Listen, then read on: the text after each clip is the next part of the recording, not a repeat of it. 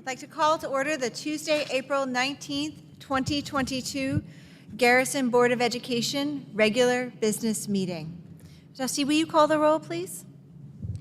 Jocelyn Apicello. David Gelber. Madeline Julian. Courtney McCarthy. Excused. Kent Schott. Matthew Spicer. Sarah Tormey. Here. All rise for the Pledge of Allegiance, please.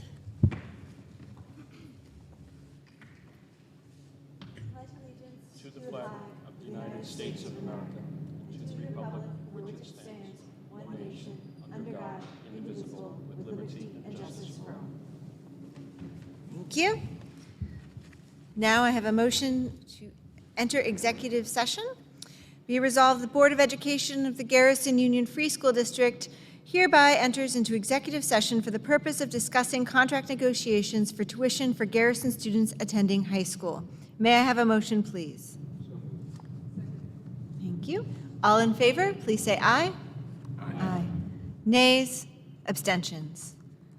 Okay, we will return following executive session. Thank you for being here. We are now ready to resume our public session. Do I need to do anything other than that, Bussy? Okay. All right, we're going to go into the board communications and presentations. We're going to begin with the PUTNAM North Westchester BOCES budget vote, CTE equipment reserve, and board election. Just read B on here, right? Whereas the Board of Cooperative Educational Services of PUTNAM Northern Westchester County, hereinafter BOCES, has proposed its tentative administrative budget for the 2022-2023 school year, July 1, 2022 through June 30th, 2023. Now, therefore, be it resolved that the BOCES tentative administrative budget for the 2022-2023 school year in the amount of $10,440,404 be and hereby is approved by the Garrison Union Free School District Board of Education. May I have a motion, please? Second. Thank you. Do I have any questions regarding the BOCES budget as presented? Okay. All in favor, please say aye. Aye. Nays, abstentions. Thank you. We will now move on to approval of PNW BOCES CTE equipment reserve.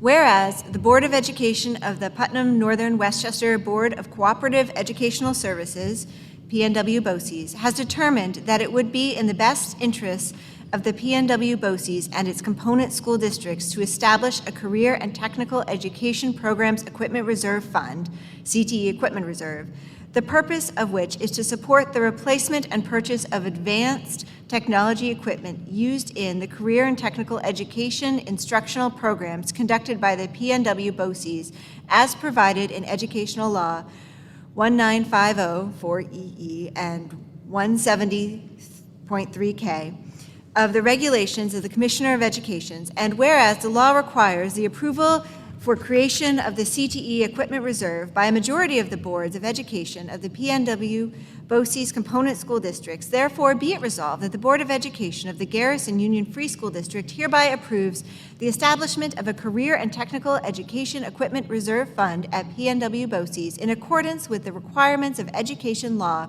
1950 and 170 of the regulations of the Commissioner of Education, and be it further resolved that this resolution shall take effect immediately, and the district clerk is directed to transmit a certified copy of this resolution to the PNW BOCES district superintendent. May I have a motion, please? Seconded. Do I have any questions regarding the equipment reserve for career and technical training? Madeline. So this is totally new. We don't have a reserve funds for this, or it needs to be approved every year? I'm a little bit confused. Joe, do you know if this is a new reserve fund for BOCES? This is establishing a new reserve fund for BOCES that doesn't exist. And so what happens now with the equipment? It's budgeted in a regular annual budget? Yes. Yeah, so they budget for equipment as part of their budget, but I believe the reason to establish a reserve like this is so that you could purchase large pieces of equipment when you need to by using the reserve.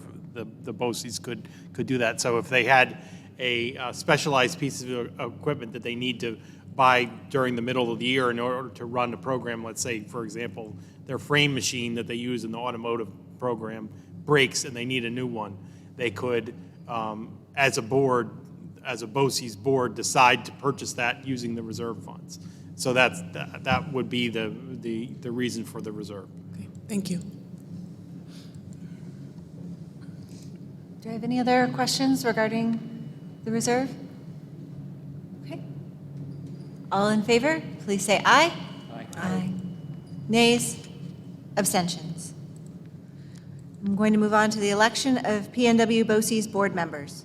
Be it resolved that the Board of Education of the Garrison Union Free School District cast its vote for the following candidates to fill 2 vacancies on the PUTNAM Northern Westchester Board of Cooperative Educational Services for 3-year terms commencing July 1, 2022 and expiring June 30th, 2025. Tina McKay, Putnam Valley, New York. Frank Schnecker, thank you, Ossining, New York. May I have a motion, please? Thank you.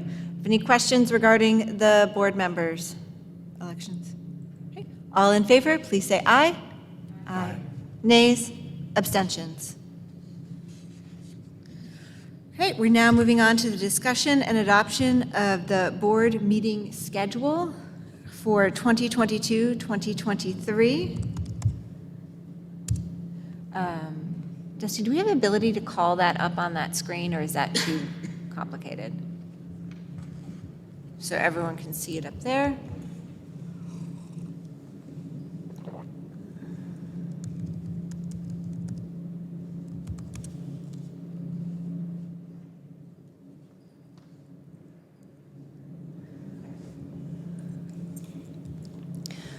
Yes.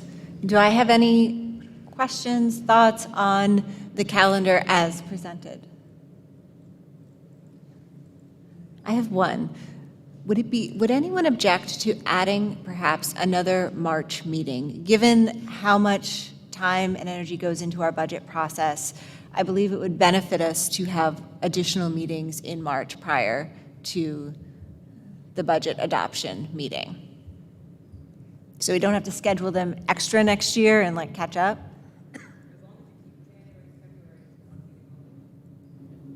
Ooh, That's kind of nice. that is kind of nice.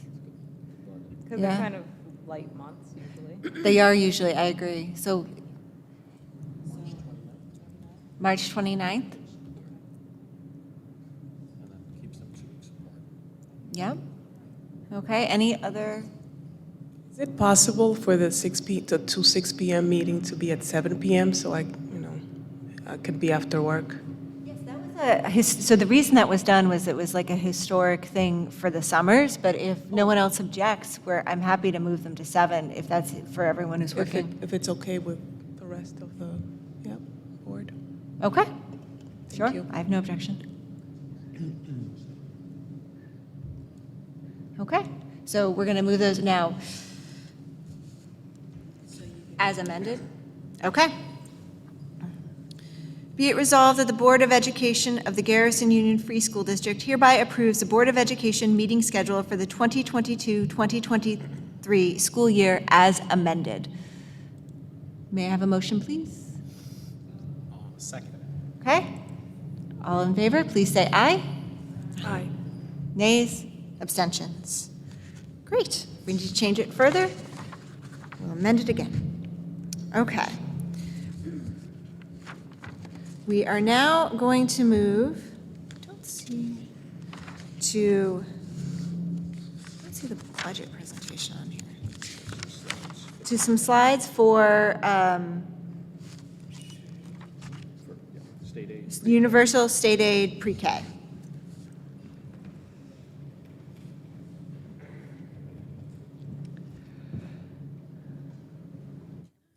Okay, good evening, everyone. Joe and I have prepared just a short slide presentation. Basically, we're trying to highlight just new developments that are related to our budget process. And mainly, there are some new revenue with the New York State budget being approved just a little over a week ago. We do have some new information. So we're not going to take you through the entire 80 slides that we've done in the past. Those are all archived and available on the website. But Dusty, if you could just forward. The first topic is universal pre-K program funding. In the past, Garrison did not receive any state funding for universal pre-K.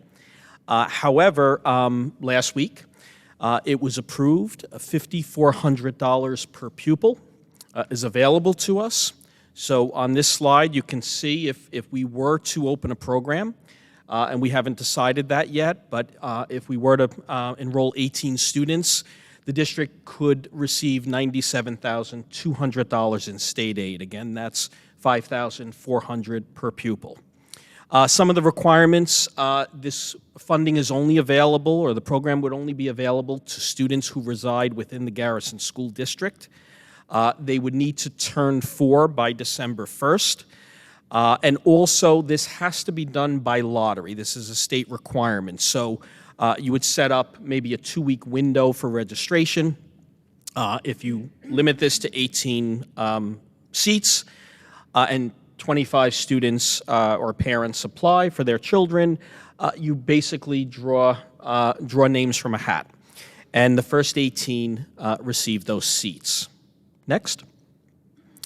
There is no transportation required if you do decide to implement a pre-K program. It's not a responsibility, although it is, of course, for K through 12 students.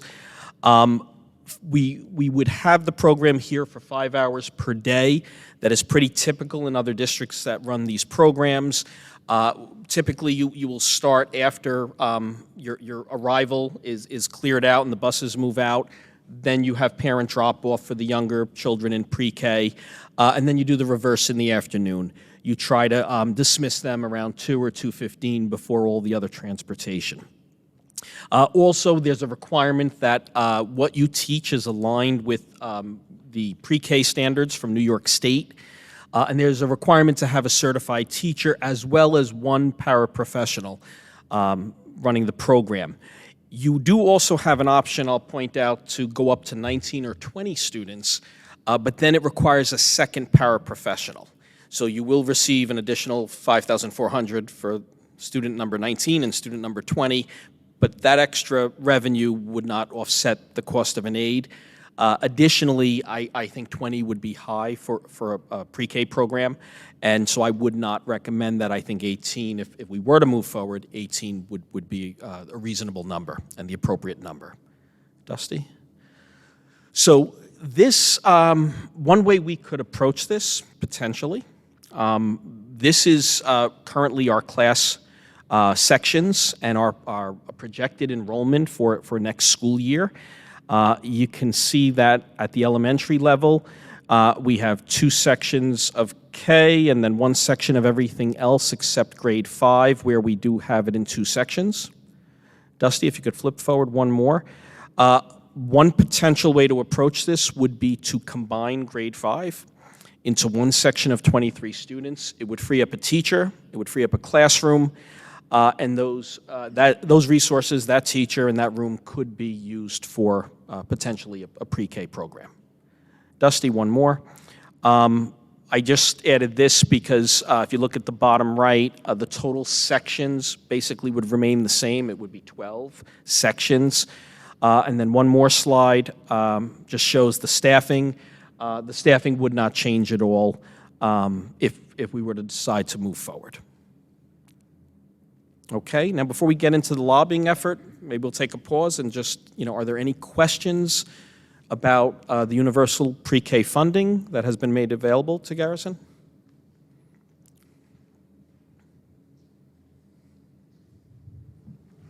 Why was this made available? Do most other districts have UPK in the budget? Does Haldane have it? Does O'Neill have it? And why would they put something in the budget so late, and make us all scramble?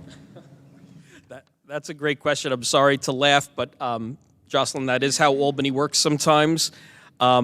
Different representatives advocate for programs. In fact, our incoming state senator, James Scofis, has been advocating up in Albany to really have universal pre-K available throughout the state. Years back, it started mainly in New York City and some other of the big 5 city school districts.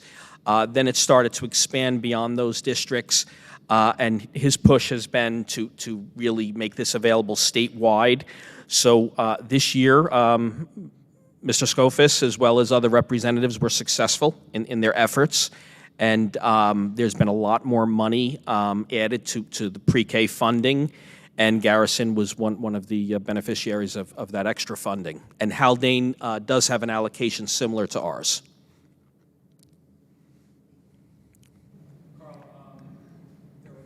School programs that currently exist in Garrison.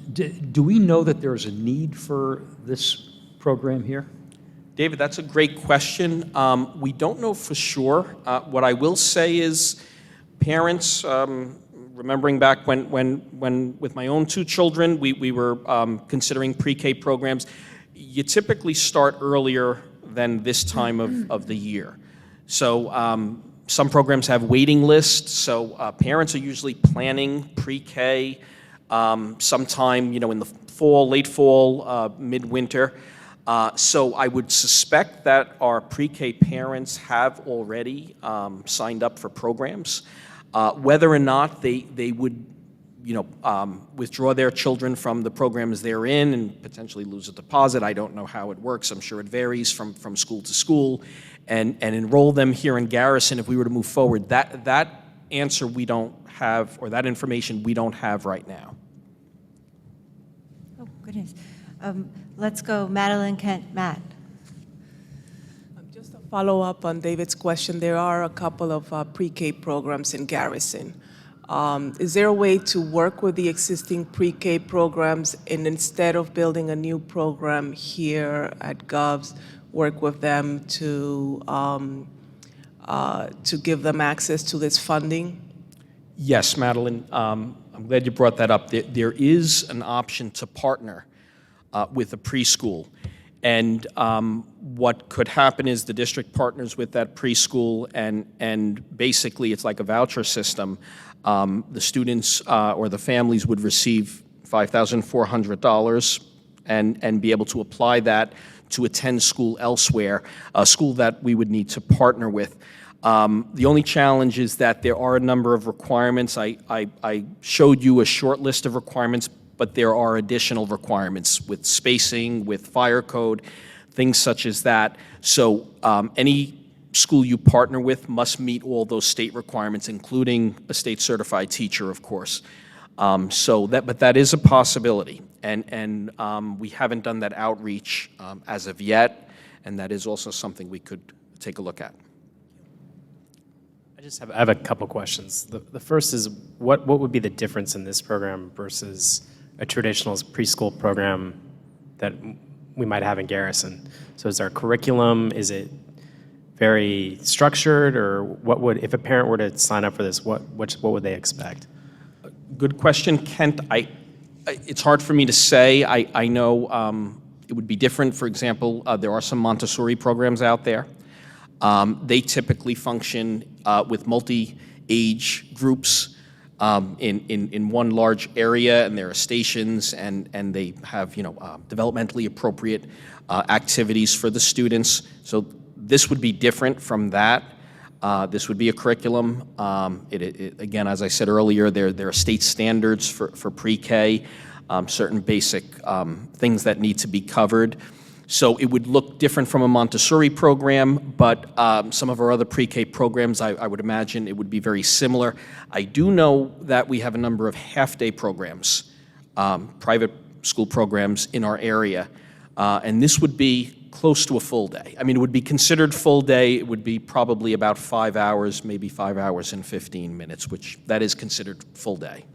Okay, and then taking a completely different turn here, So what would be the impact, as we all are very aware of our budget challenges, what would be the impact of doing this program on our budget? Would that, if we're adding all this programming, would that cost us more money? What at the end of the day, where does this get us? Is this a smart thing to do revenue-wise or budget-wise or not? Sure.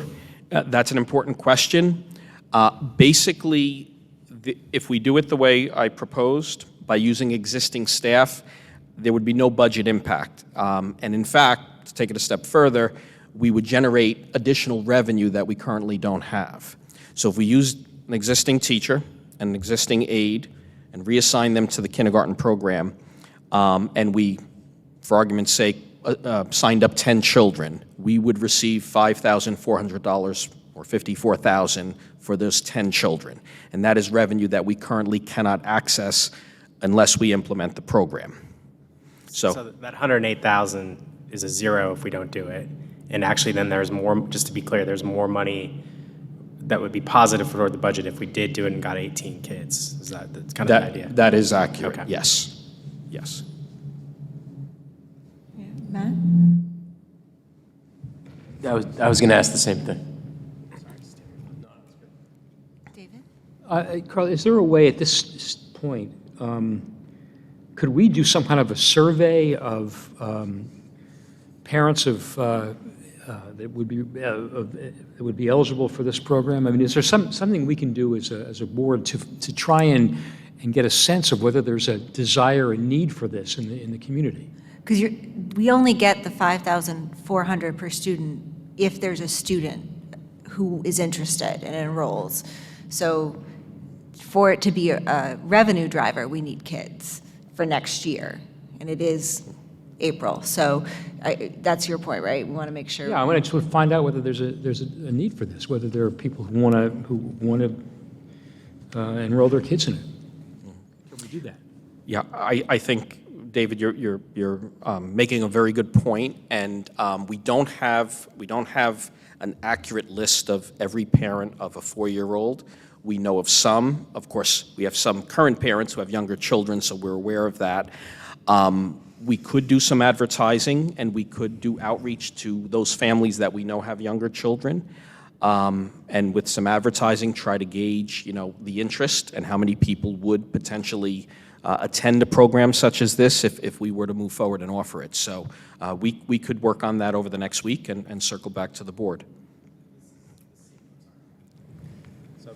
What would you say is the drop-dead date in which we'd have to do a survey, compile it, get the data, and then make a decision on this? Because it seems like we're already kind of behind the 8 ball here.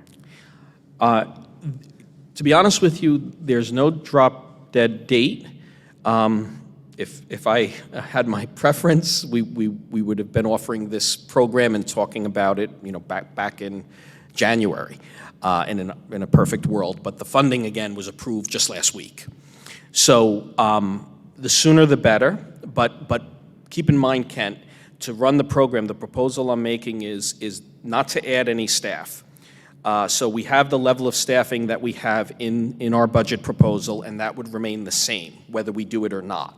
So that's a good thing working in our favor.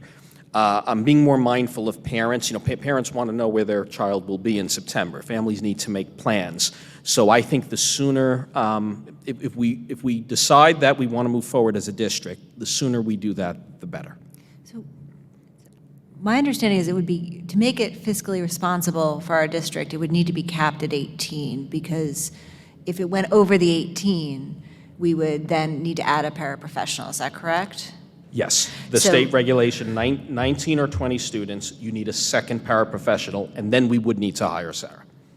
If we are talking about a survey, my question then would be, is there a minimum of number that we feel we need to hit in order to, and maybe, Carl, this is for you too, as to, if there's only like 3 kids interested because they already have other commitments, does that really make a functioning preschool program? Or, so is there a minimum we need to see saying, yes, I need to do this in order for us to proceed, I guess would be the question. Because I do see the benefit to the community to offering a free preschool program that's full day in our building. And I also see the revenue side. We need revenue. This is a revenue. So, Matt? Oh, sorry. You got a different question. No, in my judgment, I think you would want at least 9 or 10 students or more. I agree with you. I think if 2 or 3 families signed up, in my opinion, that's really not a class. That's too small of a number. So I would think somewhere in the vicinity of 9 or 10, it would make sense to move forward. And then you would bring in about $50,000 in revenue. Okay. Matt? 2 questions, one about budget and one about logistics. The first question is there some sense of budgetary security past the first year? Like it sounds like it would be a revenue generator for the first year, but would it help us beyond the first year? Good question, Matt. There's no guarantee, but I will say this: universal pre-K has been around for quite some time, well over a decade, and they've renewed it year after year. So in a budget crisis, I mean, could they eliminate it from? It's not. By the way, it's not a required program in the eyes of state ed. So if money dried up, yes, they could eliminate it, but I think that's highly unlikely. The other question is there flexibility around the parameters of the program, the 5 hours or the morning versus afternoon? And I feel like that would be something to ask about in the survey. The full day, I would imagine, is an advantage for some families and a disadvantage for others. I know there are families whose kids can't do the 5-day when they're 3 or 4 because they have to nap. So for some families, the 3 hours is a pro, not a con. So is that mandated by the state that it has to be 5 as part of the program? Or if our community expressed interest but not in a 5, is that something that's flexible or no? The answer is no. It must be a full day to receive the $5,400 per pupil. Now, that being said, of course, if you have a child who has a birthday in November and is on the younger side, and they're struggling to get through 5 hours, and let's say for a few months they only attended for 3 hours, there is some flexibility there, of course. And we will have, if we do this, we would need to purchase, it would be minimal, but we would need to purchase some soft furniture, some mats for kids to have, take a nap if need be. So there's flexibility, but you can't offer an official half-day program and access this funding. Can you start it later in the day than the rest of the school if parents wanted it later in the? I mean, we don't know the answers to any of the survey questions, but I'd be curious what demand might be for time of day or how parents might want to negotiate this with their own work schedule, things like that. Yeah, I would say the answer to that is you have some flexibility. In my judgment, I think the hours would be probably 9 or 9:15 till about 2 p.m. or 2:15. And again, you don't want the parent drop-off for pre-K to interfere with arrival and dismissal. So that would get you a solid 5-hour block, but if a particular family, had to drop off a little later or pick up a little earlier, I would think there would be some flexibility, but for the most part, you would expect your families to be there for the full time. More a request. If we are going to look to do a survey, and that is a practical thing we think we could do, could we also generate an estimate as to what those costs would be for furniture, supplies, things like that, so we know of that potential 97,000, how much would be depleted by the initial startup cost? Sure, Sarah. I mean, I could tell you now, I would think you probably would have an initial investment in materials and age-appropriate, some soft furniture, somewhere in the vicinity of $6,000 to $8,000. But I would like to meet with our principal and Joe. If we are moving forward, I would give you a more accurate figure. But I would think under 10,000, we could equip the classroom very nicely. Can I just add to that? So in addition to that cost, can you provide a long-range overall budget over the next couple of years if we do implement the program? Because I'm hearing that we will have, additional funds if we include it, and there is a small startup fee that needs to be considered. But it would be good to see the big picture and what it does to the overall budget for the next couple of years if it is decided to bring it on board. Sure. We could do that, Madeline, yes. Just to be clear, the survey we're talking about isn't a referendum-type survey. It's not a yes or no thing. We're really saying is, are you interested in enrolling your kid? I mean, we can do that, I would think, in a fairly simple way. I mean, we can use the newspapers, we can use social media, just to see how many people want to enroll their kid in a four-year-old program. It's not like a... Yeah, I think it would be important to make sure that the people responding can confirm that they have an address that's in our district, because you would have to live in Garrison, and then you also have to confirm that the birth date matches the birth date that we can accept. So this in the newspapers, in the local newspapers, this week, if we possibly can, for their Friday editions.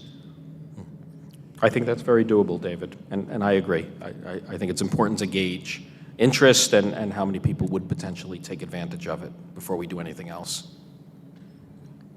One more thing, just in taking a look at the class sizes that we have for the regular elementary school, I feel like that question of what is the minimum class size is really important, because some of these classes, we don't even have 18 kids in the second or third grade right now. So that would be like taking every kid that is pre-K, that age, and getting them into the program. At this point, that's probably a pretty ambitious goal. So we should have a good idea financially and program-wise what would be that number and really be solid on it before we make a decision. Okay? Yes. yeah, I think so. It would be so I think what I'm hearing is the survey is what we would like to do before it's great that this funding is now available to us. And of course, we're appreciative to Albany and to our senators for lobbying for this program. To move quickly and set it up, however, we would need to know how many students. So we'll do the survey, get that out, and then perhaps at the next board meeting, is that practical? That's May 4th. We would have the results and be able to look closely at what this program would really mean and see where we would be. Does that sound reasonable to everybody? I would just ask also, I don't know if there should be this is going to create a stir in the community with St. Philip's, folks at St. Philip's, other preschools.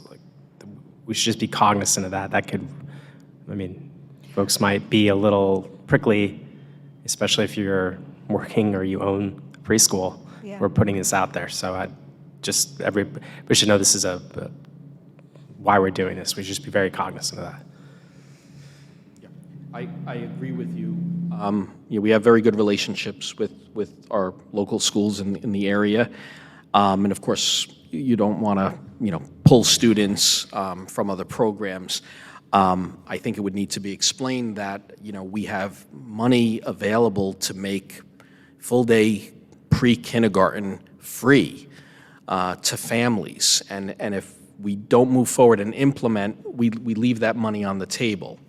And although I'm sure that would be a disappointment to a school who may lose a handful of students, who would switch over to Garrison, I do think, Kent, that people would at least understand that we have a responsibility. This money is available to us. It's something new, and it's a very valuable thing to do for our younger parents or parents of younger children. This would be a very valuable thing, I think, in the eyes of our parents. And then to Madeline's point, we could reach out to all of the preschools as well to confirm regarding the voucher possibility as to whether they have the state-approved facility and meet all those state requirements while in the next few weeks while we're also sending out the survey. And then go from there as well. Will do. Although, if we do go the voucher route, we don't get the funding into our school, so it doesn't become a revenue driver. That's correct, but it still would be a good thing to do for families because they would be able to attend free pre-K elsewhere. Mm-hmm. So I think, either way, we should proceed, and I think 2 weeks is a reasonable amount of time for Allison, Joe, and I to research this a bit more and get back to the board. All right. Let's keep going with our budget discussion. Dusty, next slide. So one more, please? Maybe a few more, I'm sorry. Okay. There we go. Okay. So we've made 6 budget presentations, and each time we talked about ongoing lobbying efforts with our state representatives. So Dusty, if you could go one more. So the most responsive state legislator by far has been Senator James Skoufis. Senator Skoufis is actually not representing Garrison at this moment. There's redistricting, which will go into effect January 2023, and at that time, he will be the senator representing our school district, as well as Haldane. So those lines were redrawn after a census, the last census that occurred. So Senator Skoufis has been incredibly responsive, and we are pleased to inform the board and the public that Senator Skoufis has generated a total of $270,000 in additional funding for our school district, and that's significant. It's in 2 basic categories. The first is special school aid. So in the state budget that was approved a little over a week ago, Garrison has its own line with $180,000 in extra state aid. I want to emphasize this is non-recurring funds, so it's a one-time infusion of money for us, but we are very, very pleased, and this $180,000 can be used any way we see fit. So we pretty much have discretion over how we want to spend that. The second category that you see, $90,000 in state and municipal facilities capital program, or the SAM program. This has to be used for a facilities project, so we don't have discretion. Senator actually, he asked me specifically, what type of project would you do? Now, we recently completed a building condition survey, and one of the highest priorities for our school district facilities is additional roofing. We did quite a bit of roofing with our current capital project, but there is more roofing. The original building, for example, which is the art room, it's probably the most visible part of the roof that you can see. Just taking a look, you can see the damage that is there. So Joe and I are in the process of moving forward with the paperwork for the SAM funding, and that would be applied for a roofing project. And we will circle back to you on specifically what we need to get quotes, and there's a pretty detailed process ahead. But again, a total in $270,000, and that is very helpful for us, especially this year. Yes, Madeline? Just to make sure, are there any strings attached with these aids? Aside from knowing that the SAM needs to be used for capital funding, but with the 180, are there any strings attached?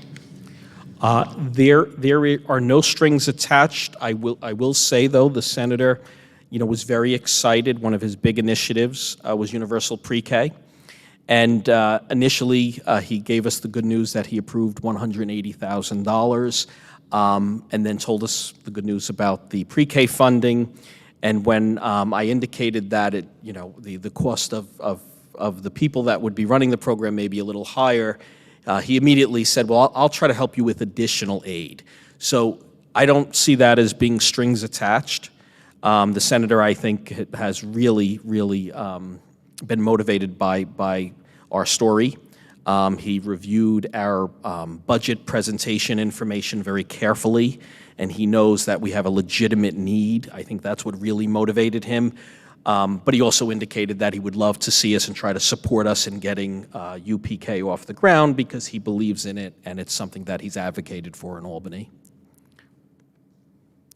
Questions? I just want to jump in and thank you, Joe, and your team for the constant communications with Senator Skoufis and really lobbying on behalf of our district and advocating for this funding. I feel like the senator truly does understand our story, the issues with tuition increases.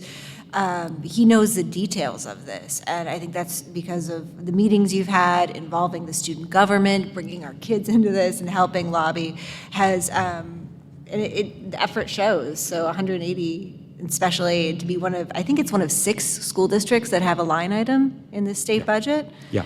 It's pretty impressive for a small school district. And I think we're all incredibly grateful to the senator for this funds. We can say that many, many times, and thank you. In terms of what this means, could we look at, now that we have 180,000 that we didn't anticipate, what is our next step with that funding? How do we anticipate using it going forward? Okay. So, Joe, do you want to, you feel free to jump in here. We don't have a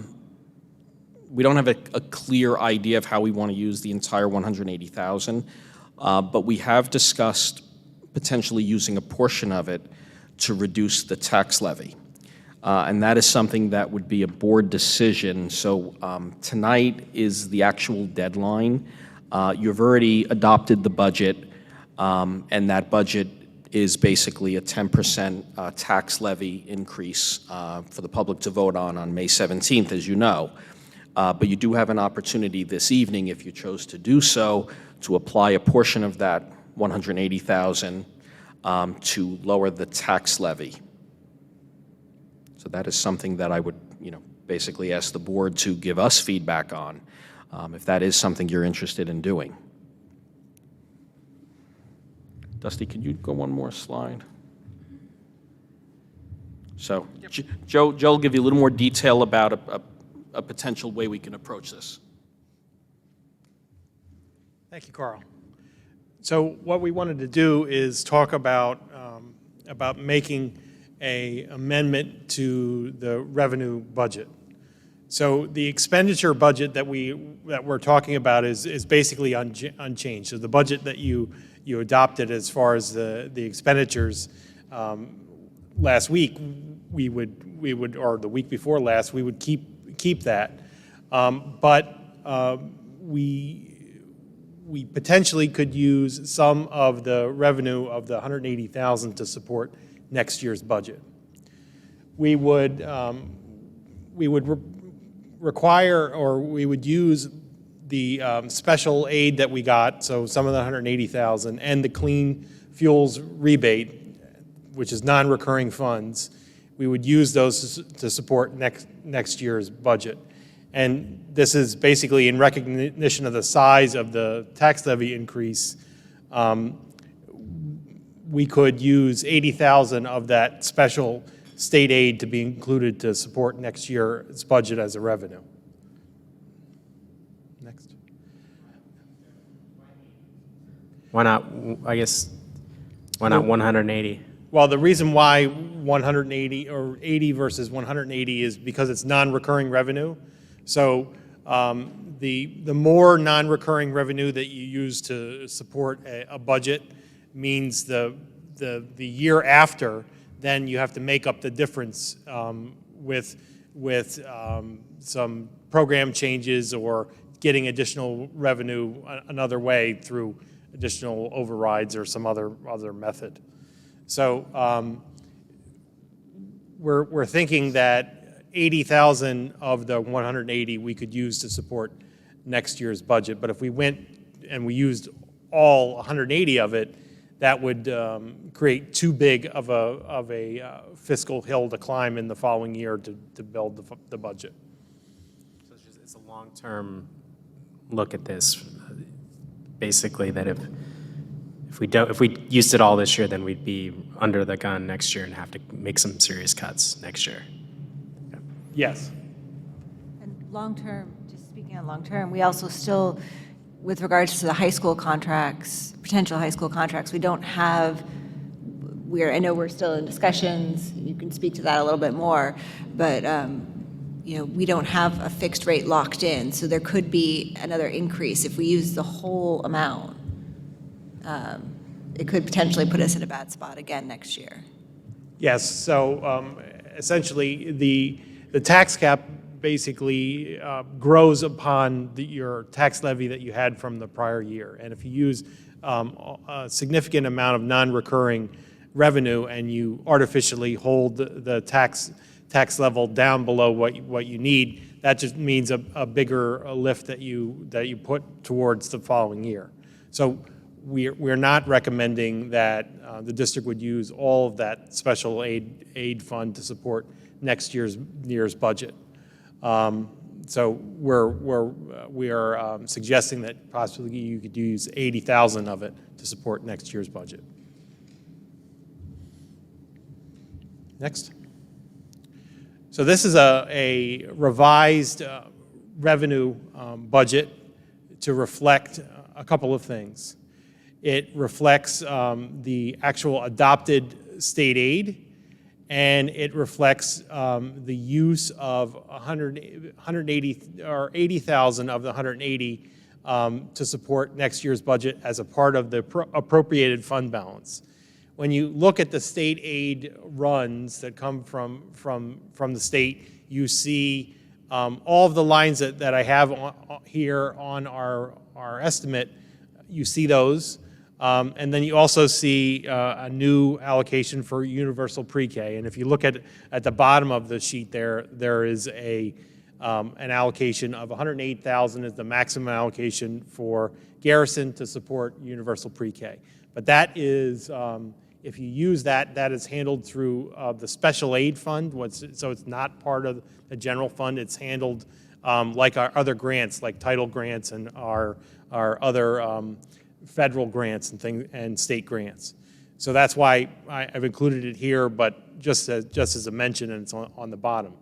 But the 12,364,242 is the budget revenue, the expenditure amount, and the revenues are to match, and then the property tax levy is at the very top, which is 10,631,000. So that is 9.18% as opposed to 10. So that's the difference between what was adopted with the budget and what this is. So what you're saying is just we could cut it to 9.2 if given this new funding that we have, and that's the fiscally responsible thing to do to keep us from getting into trouble next year as well. It's more responsible than using it all. Is the way I would frame it. It is always difficult to use non-recurring revenue to support the operation of a school and the ongoing expenditures, but we also recognize that 10% is a big ask, and we did receive additional money that was in the state budget that was not anticipated. And we want to recognize that we're doing all we can for the taxpayers to reduce the burden on them. So we received 180,000 of additional revenue that was not anticipated, and that's why we're talking about the possibility of changing the revenue amount and the tax levy amount for next year. So what we did is we also took a look at what that would do year over year on the use of fund balance and the revenue, and so we have some revised estimates that you see there. And then if you go on to the next slide, this is what that looks like year over year. So the changes between this and the previous one is in the remaining fund balance and the use of fund balance columns. That's the primary change, as well as the revenue reflects the different tax levy for the 22-23. So the fund balance is basically increased by the 180,000 of additional revenue, 80 of which is used in the use of fund balance for 22-23. So that's what it looks like over the upcoming years. Go ahead. One question. Yep. Yes, about the fund balance, the 94,647 with the 9.18% override. That number went down compared to the 10%? Yes. By a lot? Well, essentially, if you raise 80,000 less in the first year, and then your tax cap is based upon that lower amount, and you apply 2% or inflation, whichever is less to it, and you increase it. So, you know, every amount that you decrease in the current year, you're short by that much as you go forward, because the cap still is based upon your prior year's amount. So if you reduce the levy for 22-23, that goes all the way through into the following years, because you're limited by the cap, and what you can raise is a percentage based upon the top of your previous tax levy. Okay. And you're comfortable with this number? I am more comfortable with this than using 180. David? The fund balance for 2024-25 is a little scary, no? Yes. Yes, and that I believe is a issue that we have with the tax cap formula. I believe that the budgets will grow greater than what the tax cap formula allows, and that's what that's showing there. And I think that Garrison is probably one of the first districts to experience this issue with the tax cap, because we have such several things that are outsized increases year over year, double-digit increases in tuition and healthcare and transportation. Those things, allowed us to come into a problem with the tax cap before other school districts did. So I still think that the inflation is going to exceed what the tax cap would allow, regardless of what we do, whether it's 80 or none that we would use for next year. But just to be clear too, on these, the budgets for these years is not, none of these things are, that's not the budget we're going to have. We're going to have to consider the situation that we have, cuts that we make, deals that we make. So these numbers that are going out and showing that remaining fund balance at that level, we're not going to let it get to that level. We'll have to figure out how to reduce our budgets in some way to keep it from getting to that place. It also doesn't take into account what the high school tuition may or may not be going forward, depending on potential contracts, or if we end up with the non-resident tuition rate, that's an X factor. We don't know what that could be based on how they're spending. So there's a lot of unknowns in some of the projections as well. Yes. And we may get money, back some years too. Yes, I would say that there is a lot of unknowns. I think that if we are able to lock in long-term agreements with both of our school districts, that would reduce the pressure on us tremendously. That I definitely know.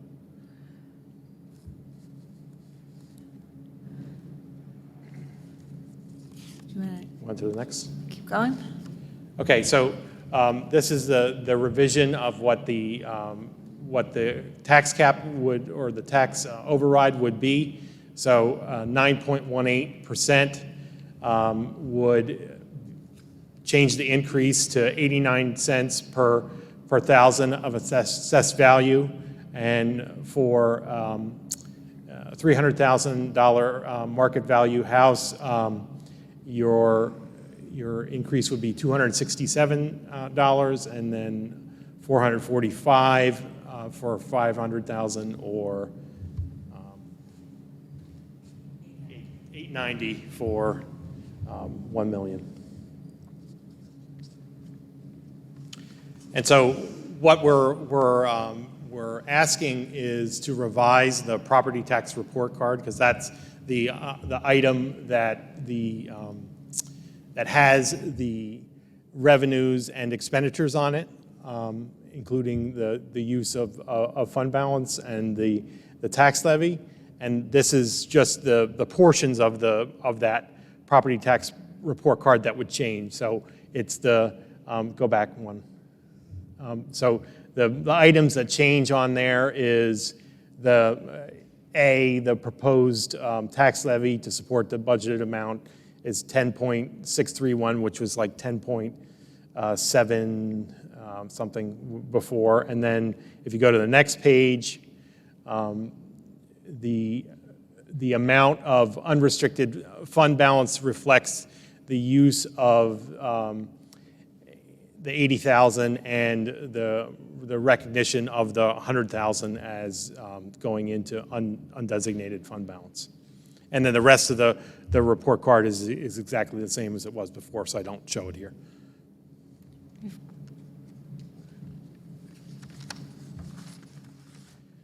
So we're recommending that the district should seek the override and have a levy of 9.18%.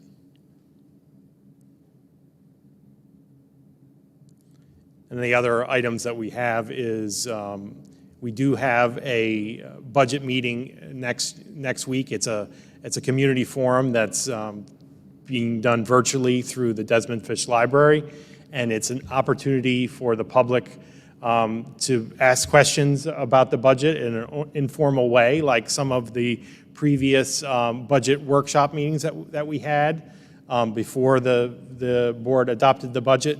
But it allows Carl and I to spend time with the public reviewing the budget and asking and answering questions in an informal way. And then the other important deadline we have is May 3rd. If you're not registered to vote, you need to be registered. If you're not sure, please contact the district and talk to Dusty and find out if you're registered. On May 4th, we have the required public hearing on the budget, and then we, right after that, we mail out the budget newsletter, and then the budget vote is on May 17th. And just to clarify, today is the last day, though, that the board can amend the budget. So any of these dates, the budget will be locked. If we decide to amend it to go down to the 9.1, that cannot be changed after that, correct? Yes. So these are more informational. The public hearing, which is that's a formal New York State requirement, is that correct? And it has to be on that date. Yeah, it has to be between 7 and 14 days prior to the vote. Yeah. But nothing can change. It's just for information. Right. It's a presentation of what the budget is that the voters are asked to approve. All right, before we move on to the next section of this, let's figure out what we think on possibly reducing it to the 9.1, given what we know now of, the Albany's budget's been finalized, right? That's not changing. We have additional money, but it's not reoccurring. And we still have some unknowns with our high schools going forward, however, for non-resident tuition. So, Ken? I think it's terrific. Again, repeating what Sarah said, Joe and Carl and Sarah as well, the lobbying and the continued work to get us more money has gotten to this point where we can go to the community and say, hey, we don't have to ask you for quite as much. And that's a tremendous place to be. Really appreciate your hard work in getting us there. Like we said before, we were asking for 10% because that's what we needed. I think this 9.2 reflects what we need. So we're being honest brokers here. We're not asking for a dime more than we need. And I really appreciate the hard work to get us to this point. Justin? Agree. I very much appreciate that you managed to pull in non-recurring funds. I feel a little sad or a little worried about, operating from next year off of now a lower budget than what we have been talking about, because I think that really what the district needs is obviously greater than 10%, which we would never want to ask for.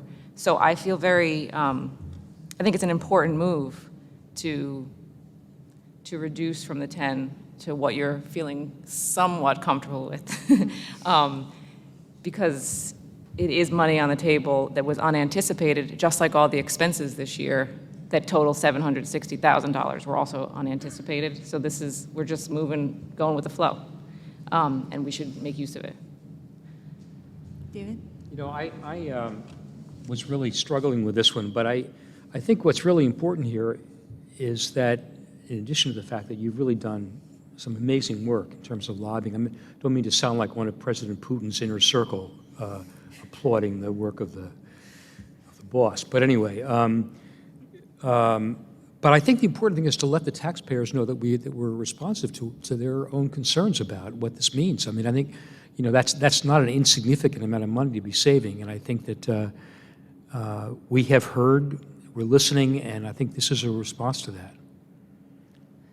I agree. I think it's really important. I mean, the message to me is we need to pass this override, and I know it's a lot, but without that 9.18, we have some very difficult choices. There are still unknowns in the future, but we're trying to lock in and make sure that we can afford that tuition at Howday next year, that we can afford all of the other things, all the teachers and staffing in our budget. We don't want to make major cuts. We need this override. So the reason I think it would be, you know, important to lower it a little bit to what we really need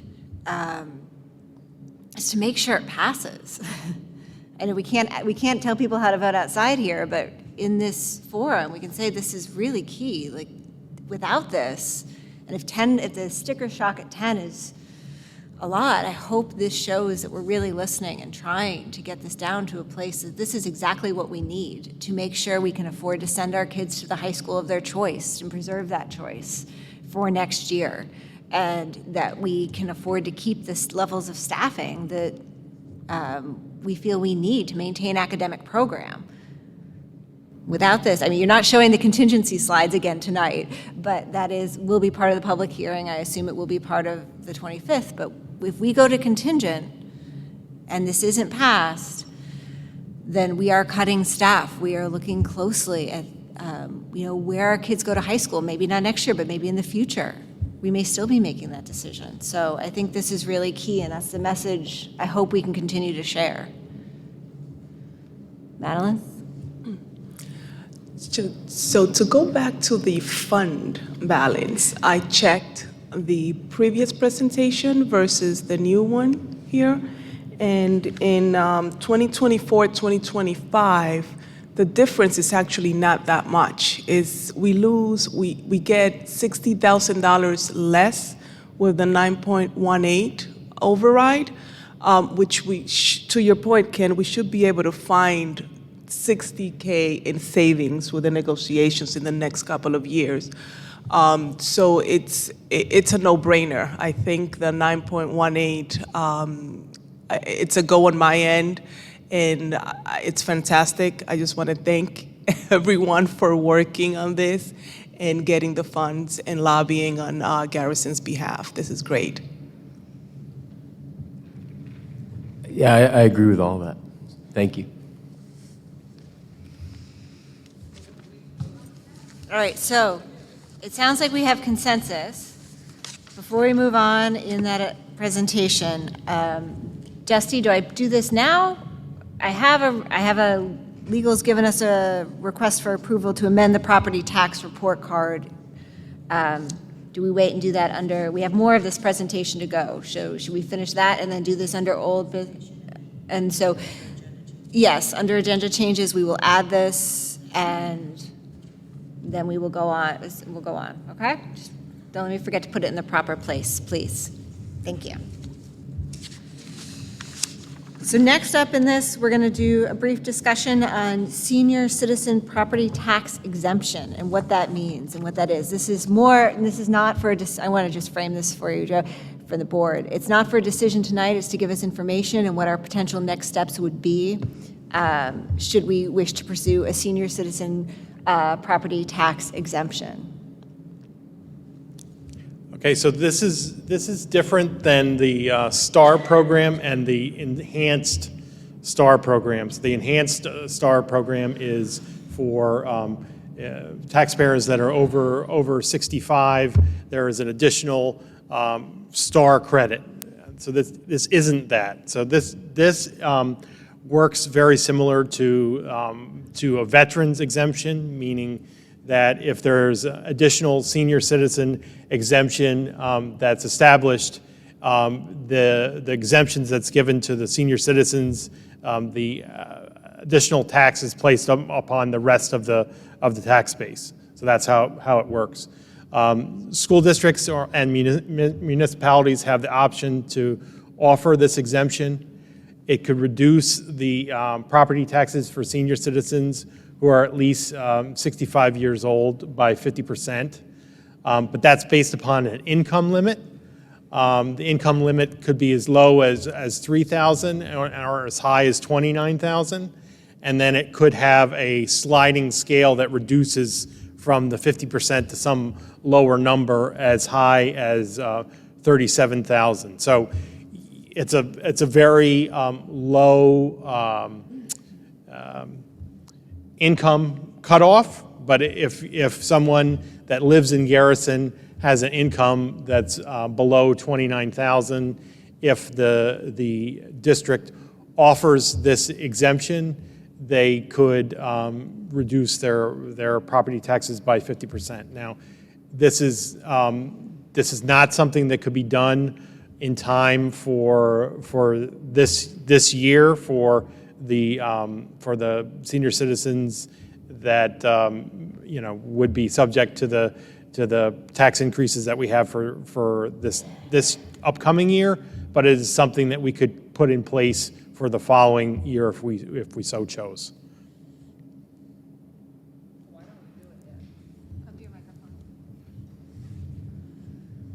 Why has this not been being done?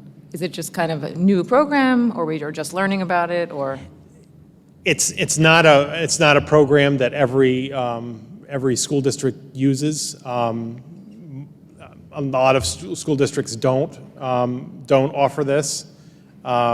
It's a choice that a district can make, and I believe that there has to be hearings and things associated with putting it in place. It is, like I said, it is an exemption that takes from one taxpayer and gives to another. So it's not like the STAR program in that the state offsets the revenue. Your neighbor offsets the exemption.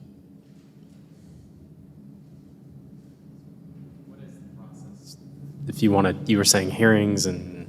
Yeah, I believe that we would need to establish what the income limits would be and have a hearing, and the board would have to adopt it, and then it could potentially implement it for the following tax season. You do need a public hearing. So we would have to schedule that and give the public the opportunity to weigh in on what they think about this program. If we did the public hearing at, say, the May 4th or one of the May meetings, and did decide to move forward with this, and had it in place before the tax rolls are done in August, would it be possible for, it's not possible to grant an exemption? Because it has to be filed by March? It has to be, this would be for the 23-24 school year. Okay. Because we're past that. And is that the same deadline as the STAR and Enhanced STAR? It's the March 1st deadline to submit to whoever. Does this go to the assessor? Yes. Okay. This program looks just at income, it doesn't look at wealth? It looks at income. So your total income that you have in a year from whatever sources, what that would be counted as income. It looks at the tax returns. So if you have, for example, Social Security, and then also, Pension, retirement, whatever. Retirements, investment income, that would all be included because it would have been in your tax returns.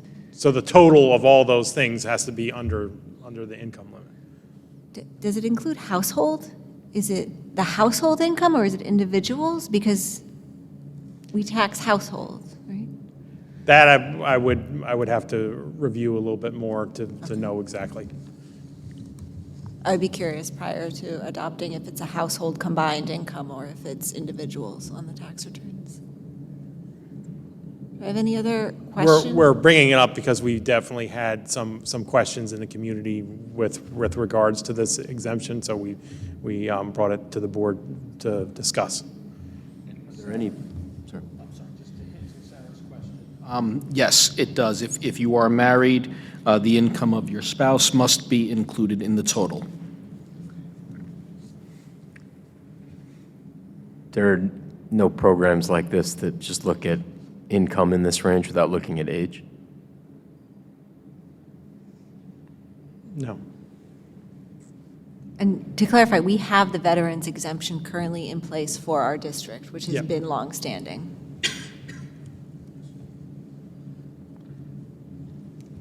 So before we move to look at whether we want to proceed this, do a public hearing, do we have additional questions or research on this that we would like to ask from Carl and Joe or from our legal counsel? 23, then do they need to rush to do a public hearing soon? I mean, you're doing a lot of work. This is a busy season. I don't know. Is there a reason to maybe do it early, though, as well? My understanding, Jocelyn, is typically districts hold a public hearing like around June, and then at their annual reorg meeting would approve something like this for the for the next year. So you certainly have time.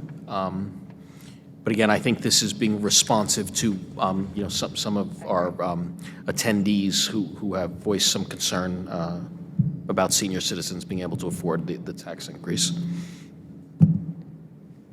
I would love more time with this one. I just feel like this is opening up something that I think we need to learn a lot more about from a lot of, I mean, I don't know. My instinct is we need more time on this.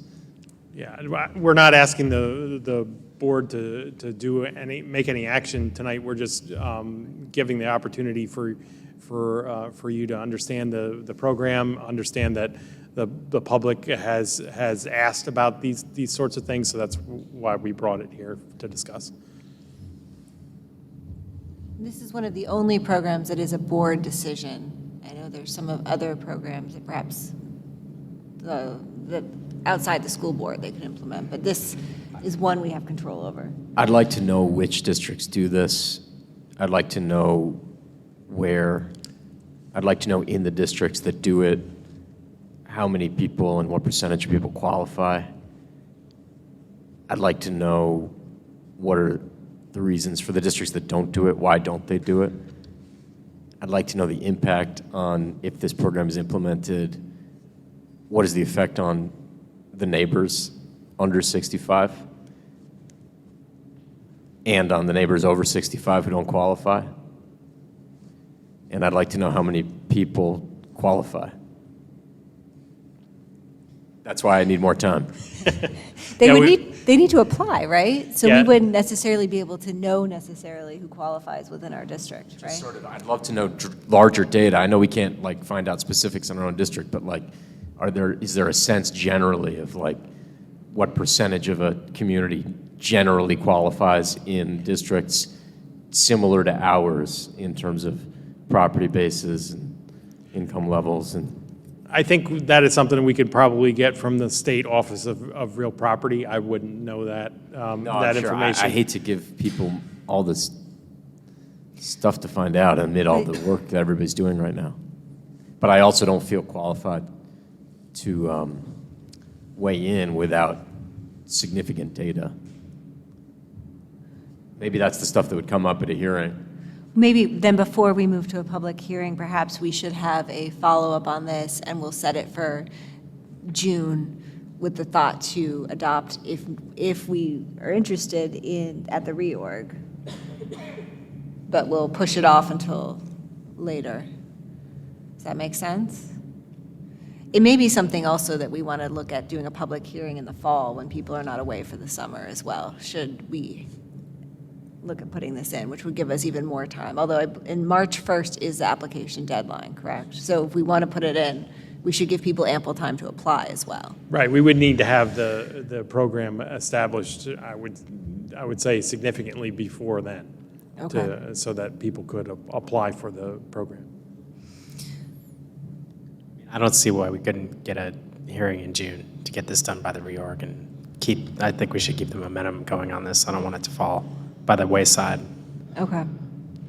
If indeed it doesn't have any of the bugaboos from any of your questions, but. All right, so I think we're going to then, everybody send your questions in on this, but note that we're going to wait till about June to keep looking at this, but we can look into it further. All right, thank you for this information, everything you've provided. We are now going to move on to the agenda changes section. And here I need to add in for old business. Now, do I just, okay.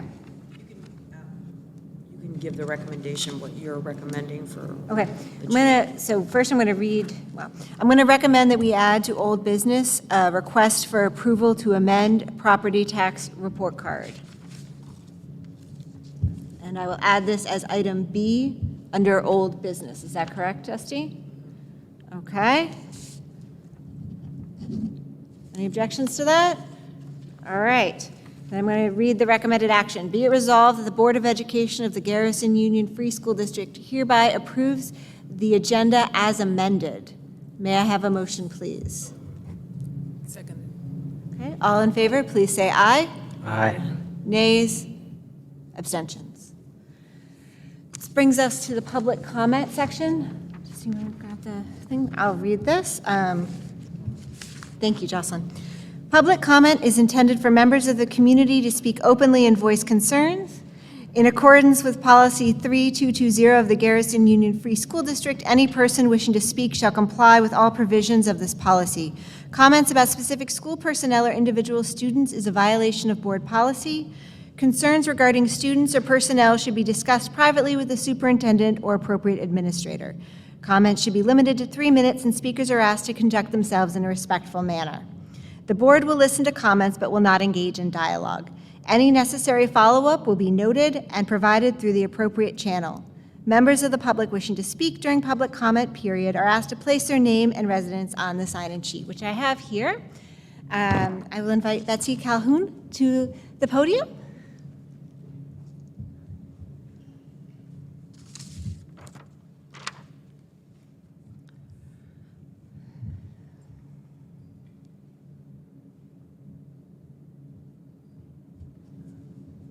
Okay, thank you for the opportunity to talk. It's certainly been very illuminating for me to have been listening to you and thinking about what you're thinking and doing. And what I would like to mention is that there's such an obvious generational gap that is making things more complicated. That's one aspect. My values differ in some major ways from your values. It's really clear. I'm not saying that everybody should be the way I think I am. Not at all. Oh, I did want to mention, I was here in school from grades 1 through 8, and it certainly has changed a bit. But my children were never here. Values. People in my generation usually have money saved, and they don't buy things unless they can pay for them right away. People in your generation have credit cards, debit cards, borrowing money. And it puts somebody in a very precarious position, which I think is what you're experiencing now. You haven't saved money. You haven't prepared for changes, other people being more expensive, other situations being more difficult. It sounds as if you're really scrambling. And it's really appalling that you have raised the override 9 point something or other. I mean, you might as well say 10%, because it's easier to divide or multiply or something. It's unbelievable. I have been talking to some people who are not well-to-do, and they're pretty old, not quite as old as I am. They can't afford this. They really can't manage it. This family that I'm thinking of will probably have to sell their house and move away.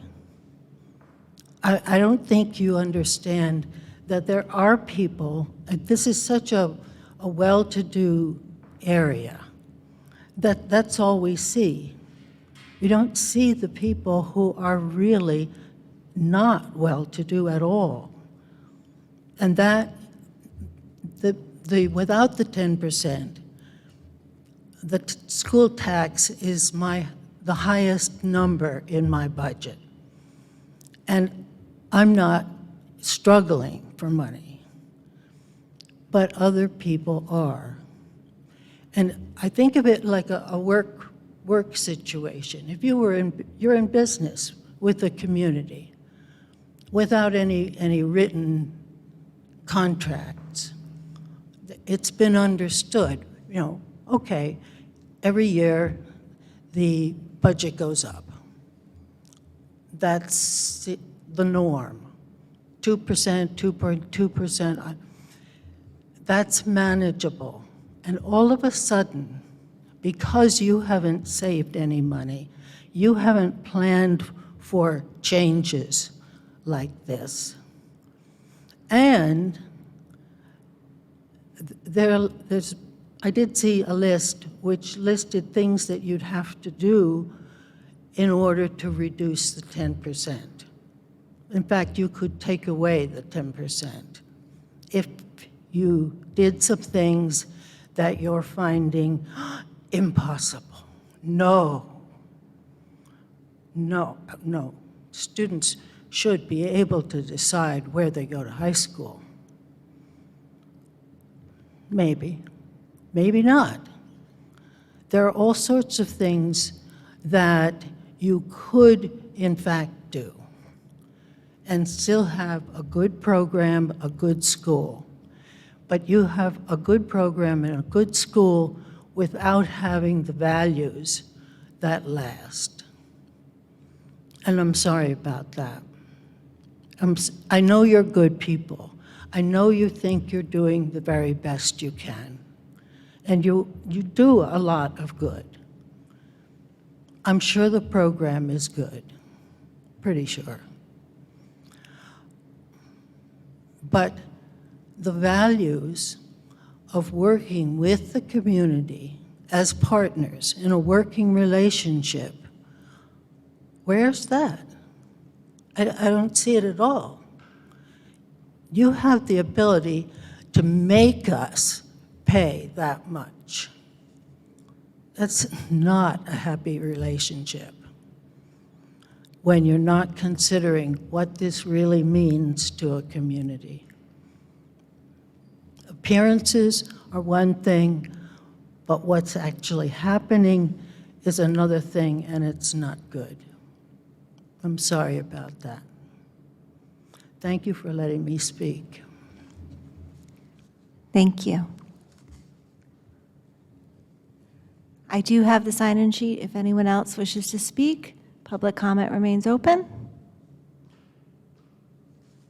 Okay. Now going to move on from public comment. We move to accepting the minutes. Be it resolved that the Board of Education of the Garrison Union Free School District hereby accept the minutes of the April 6, 2022 regular meeting as presented. May I have a motion, please? Thank you. All right, anyone have any questions on the minutes as presented? Okay. All in favor, please say aye. Aye. Nays? Abstentions? Okay. Now going to move on to old business. We have a second reading and approval of policy 7131, non-resident tuition. Going to read the recommended action first, and then we'll have a little discussion. Be it resolved that the Board of Education of the Garrison Union Free School District hereby approves policy 7131, non-resident tuition as presented. May I have a motion, please? Okay. Before we move on, I know we don't have the chair of our policy committee here, Courtney, this evening, but I did want to point out that this has not had any changes from the last reading. Is that correct? Same as presented. So this would allow anyone who does not reside in Garrison to tuition in at a rate that the board sets. They could not exceed the non-resident tuition rate. We could set that rate at the reorg meeting, is that correct? Which is in July. We could set it sooner than that, should we wish to attract people. And this will drive, if people choose to come here and we have the space, it would drive revenue. The policy, and I know we went through some of this last time, but just to clarify for everyone in the public, we have the option if someone says they're interested in a grade that would require us to add a teacher, then we can say no. It does not need to add staff in order to do this. So it's for classes such as, for example, I think next year the kindergarten is currently split and we're anticipating 14 in each section. We would then have room possibly for a couple of non-resident tuition students, should they choose to come, and we do not provide transportation. Anyone have any thoughts, objections? Madeline? I have a question. And this is the first time I'm reading this. I wasn't here for the last meeting, so apologies if this was already asked. So for, like, say, if a student is admitted, will their siblings be automatically admitted? Is there language that allows for that? Or is the idea that it would have to be considered only if there is enough size? Madeline, it's the latter. So, and I know that is a little difficult maybe from a family's perspective, but we have to protect the district with this, and it's only if we have the available seats and it doesn't cause a need for us to add a section of a particular grade level or hire additional staff. So we would like to accommodate siblings, but we need to have the space to do so. If not, we would say no. Would that be something worth adding, just as a clarification? Because a lot of the schools that have something similar like this, once the student is admitted, their siblings may automatically attend the same school. Just a thought. Or are we looking for a vote today on this? We could adopt it today. To amend language, I would want to run it by legal again because I don't know so we can legally guarantee spots to out-of-district siblings. I don't know if we can, yeah. You're asking to add a clarification. We cannot guarantee spots for future. For siblings. That's, I don't want to hold up the vote. I don't think it's that important, but I think that will come up because it will just be easier for families to have all of their students, all of the children go. Madeline, I think it is clear, in the first letters A through E, and this was also reviewed very carefully by our law firm. It doesn't say siblings, and I understand where you're coming from, but it does say, admission shall not cause the classroom to exceed capacity. And I would think maybe through the enrollment process, which we haven't established yet, again, because this is new, but when we meet with that family and do the intake, that we would be very clear with them and walk them through this policy and say, look, even if you have a younger child, there are no guarantees, because we just simply, we could not be in a situation where we're forced to have a high class size or add an additional teacher, which would be a big budget driver. So I think we could explain that during the intake process, and it doesn't necessarily, I think the policy does protect us the way it needs to. Okay, Thank you. Okay. And to clarify, it also does not guarantee admittance year after year. So, for example, if a bunch of children moved in district in that grade, we may not be able to continue to take the non-resident students if that would push us over into requiring a new teacher. So it is a risk to the students choosing to tuition in. Annoying because I'm on the stupid policy committee and I've missed a couple things. So first of all, the first part says A, B, C, E. It's not a stupid committee. I love it too. Don't worry, Sarah. So just a quick typo. So I have two questions then. One, I feel like in committee when we were talking about the protections for special populations where we will not discriminate, we threw out the idea of adding income in there, and I don't see it. And maybe that's not allowed, and that's why, I don't know. Took it out. Recommended taking it out because income is not a protected class. Yeah, okay. So everyone listed here is a protected legally. class. Okay, so then gender will include gender expression, but not necessarily gender that you check on a box. Okay. So then my other question is, to maintain, in order to have ongoing standards, you have to perform at or above grade level. I mean, would we really kick a student out because they're not performing at grade level? Like, what does this mean? Does it really and truly for a student who may still want to pay tuition to come in here, but didn't perform that well in their previous year? You know what I mean? Yeah. It's a good question. I think we have some Wiggle room? ability, yes. There is some flexibility.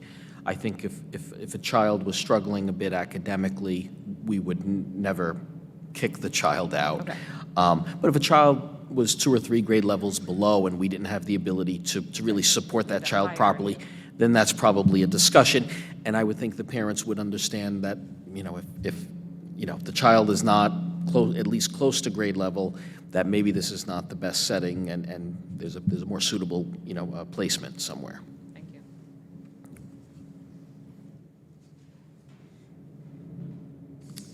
Do I have any other questions? So the typo then would be to E to D, correct?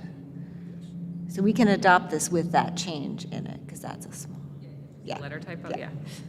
Any other thoughts, questions, or concerns regarding adopting this evening? Okay, then we go ahead and move to a vote. All in favor, please say aye. Aye. Nays? Abstentions? All right. Next, I'm going to move on to old business B, the request for approval to amend the property tax report card. Be it resolved that the Board of Education of the Garrison Union Free School District hereby amends the 2022-2023 property tax report card previously adopted on April 6, 2022, and hereby approves the amended 2022-2023 property tax report card as presented at this meeting. May I have a motion, please? Seconded. All in favor, please say aye. Aye. Nays? Abstentions? Thank you. All right. I'm now going to move on to new business. We have the approval of new business items. Let's see. Be it resolved that the Board of Education of the Garrison Union Free School District hereby approves the new business items as presented. May I have a motion, please? Okay, before I move on to a vote, Carl, do you want to speak to these? I believe they're all contracts. Yeah, in fact, I would really defer to Joe on these. No problem. Yeah. So we have a number of contracts for health and welfare, for services for students that attend a private school in another school district. Our district is responsible for paying the cost of nursing and whatever other associated services are required on a per pupil basis. So we have that for Lakeland and for Greenberg. And then the last item is the approval of an agreement with Devereaux for services for next year for a student with an IEP. Thank you, Joe. Any questions? All in favor, please say aye. Aye. Nays, abstentions. We now have the second public comment section of this evening. I still have the sign-up sheet. I'm not going to read the paragraph again. Okay, I'm going to close public comment and move on to board member comment and other discussion. Jocelyn? No comment. Thank you. David? No comment. Thank you. Madeline? No comment. Okay, Courtney's hired. Kent? No comment. Okay. Matt? No comment. All right. And I will end the evening with no comment as well. Get out of here. And we now move to adjournment. Be resolved, the Board of Education of the Garrison Union Free School District hereby adjourns the meeting of April 19th, 2022. May I have a motion, please? Second. All in favor, please say aye. Aye. Nays, abstentions. Thank you, everyone.